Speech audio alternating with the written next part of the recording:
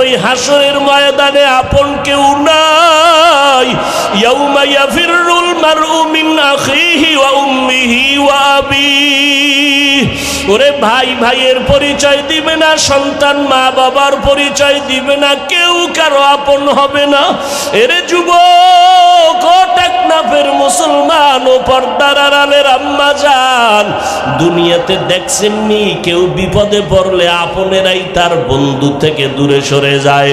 ছেলের জন্য ছেলে যদি মামলা খায়, বাপ মা বলে এই ছেলে আমি চাই না, দুনিয়াতেই পরিচয় দিতে চায় না।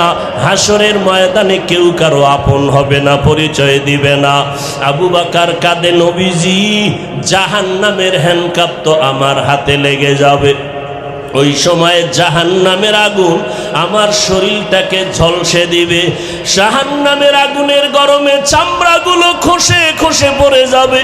জাহান্নামের আগুনের গরমে মাথার মগজগুলো টাস টাস করে ফেটে যাবে।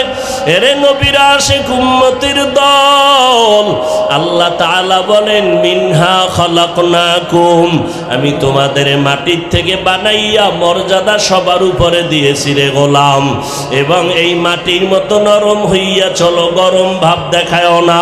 জান্নাতের টিকিট পাইয়া ওমরের মতো সাহাবী ঈদের দিন দরজায় তালা লাগায় কান্না করেন।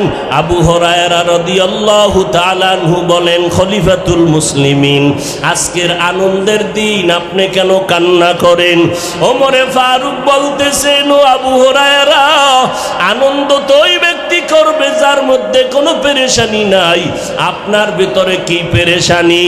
আবু হুরায়রাকে ওমর বলে, রমাজান চলে গেল, নামাজ পড়লাম কবুল হলো কিনা চিন্তা, তেলাওয়াত করলাম কবুল হলো কিনা চিন্তা, জাহান্নামের আগুন থেকে মুক্তি পাইলাম কিনা চিন্তা। এরে যুবকেরা, এখনো সময় আছে, তওবা করে নাও। মা বোনেরা, তওবা করে নাও।